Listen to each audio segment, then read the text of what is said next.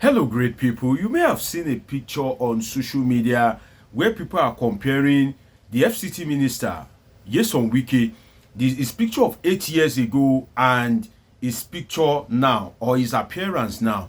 And people are questioning that what is wrong. And that's what I want to answer in this video. First, I'm not close to Nyesom Wike, but I want to use public data and to kind of like use some rational thinking to say what can be wrong with Nyesom Wike. First, you can say, oh, between 8 years ago, 10 years ago, that Wike is getting old now. But the truth is, Wike is getting old, but that doesn't mean he should just go super lean like that. He's going terribly lean, and it's not. If you know Wike before, Wike is a chubby guy. If you put it on Google, which I will attach some pictures to this video, Wike is a guy that has, fleshy cheeks.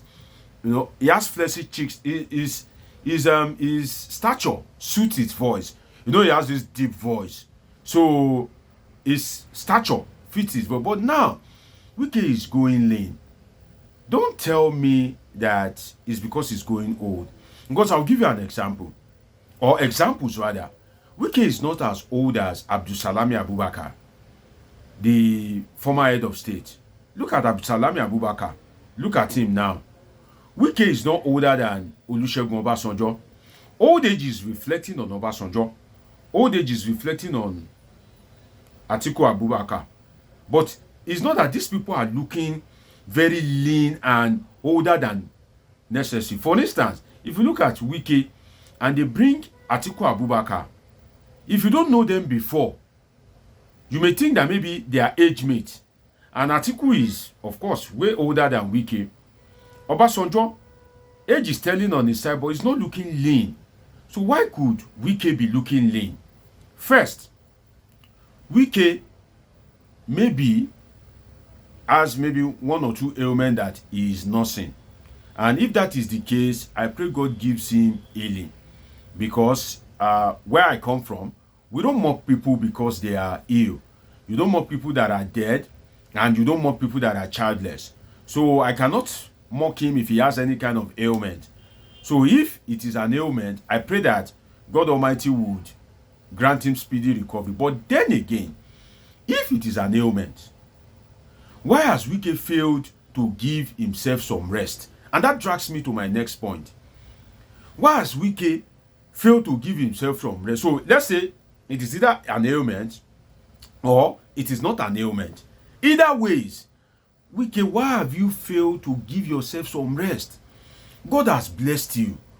You have become, see, the opportunity that the FCT Minister has, with profound respect to him, it's not everybody that can have such opportunity. In fact, it is only few people that would have opportunity to become a local government chairman, become a chief of staff, become a minister of state, become a governor for 8 years in a state like Rivers State, a wealthy state like Rivers State, and also become an FCT in a government of the opposition. Don't forget that Nyesom Wike is ordinarily a PDP guy, and he was able to bag an appointment in the government of the opposition in Nigeria that we play the winner takes all politics.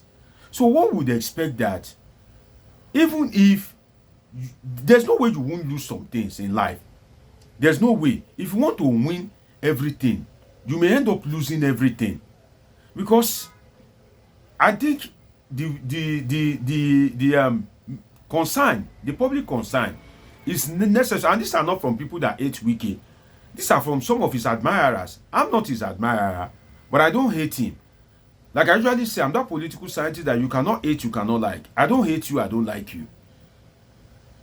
So Wike should please give himself some rest, because whether you hate him or you like him, Wike is the oxygen in nostrils of some people. It is Wike being alive that some people are able to live fine. He has mates, he has aides, he has different kind of people working under him. He has some of his family members that are profiting immensely from him. And of course, he has a beautiful wife who happens to be a judge at the appeal court. He has children.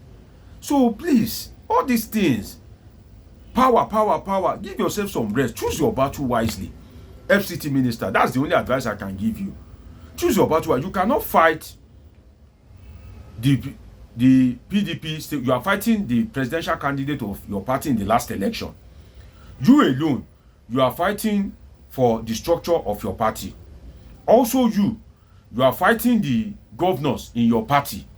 And everybody knows that when you are governor, you cannot tolerate any insult to the office of the governor. You don't tolerate it. You want your full respect, your full right, your privilege. Now, you are no longer a governor.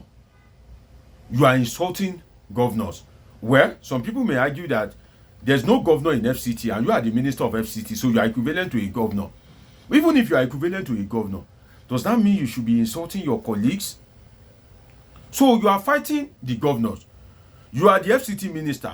You want to remain the godfather of Rivers politics. You want to turn yourself into a fireman that will be putting fire in people's states. Come on, Wike. God has blessed you. God has done a lot for you. God has answered your prayer. You know, if they rate the way God has answered your prayer to that of ordinary Nigeria, you know that, in fact, perhaps you are one of God's favorite. So you choose your battle wisely. You either face Fubara and face Fubara squarely, or you face the PDP squarely, or it is the governors that you want to tackle them squarely. But only you are fighting multifaceted battles. You are not in good time with your godfathers. You are a godfather to some people. You want to lord over them. But then, your godfathers are not seeking to lord over you, but just respect and to build a cordial relationship. You are not doing it. The Jonathan family, they made you. The Odili family made you. And Amechi contributed to your success. So choose your battle wisely, so that at least you can stand the test of time, so that you can last long. At least even if you are not within the power corridors in Nigeria, at least you are still useful, of course, to your wife, to your family, to your kids. You know, I saw one of your son, one young boy that they call your son, in a video, I think in a picture some time ago. The guy is relatively young. At least think of those people. You can't win every battle, especially if it is not something that is your inheritance. People have always been in the saddle of power. Life now turn by turn. Because if there's anything that is making you go lean, it's because of the so many battles that you are fighting. Even if maybe you have an ailment, if you use medication, how will it work? When you know they give yourself rest. So this is just an advice and to contribute to the concern of Nigerians that please, you can't fight everybody. You can't win everybody. Okay, and the truth is, if you are fighting everybody, the people that you are with now, they will be careful in their dealings with you, because they know that tomorrow you may decide to come for them. That's one thing about when you are fighting everybody. You won't have any true friends. They'll just be playing hide and seek with you, because they know that it is habitual for you to fight people, so you still fight them too. And that's why I think that President Bola Ahmed Tinubu has not given you enough power as he should. Because making you an FCT minister, to me, he just kept you there just to tame you, to keep you in check. I believe he could have given you, Minister of Power, Minister of Transport, where the whole country will be your constituency. But he has limited you to FCT. So please, FCT Minister, nobody lives forever. Just be kind to yourself. Give yourself some rest. Even if you are able to dethrone Fubara one day, is either another godfather emerge and dethrone you, or God says, oh yeah, become my son, your time is up. So life is transcend like power itself. It's been an interesting time with you on this episode of Politing with Dr. Omoshola Deji. And of course, Dr. Deji is a political scientist with a PhD in political science. And this is the bipartisan platform where we discuss politics and happenings in the polity. And of course, till I see you again, I'm not always far from you. I love you all sincerely.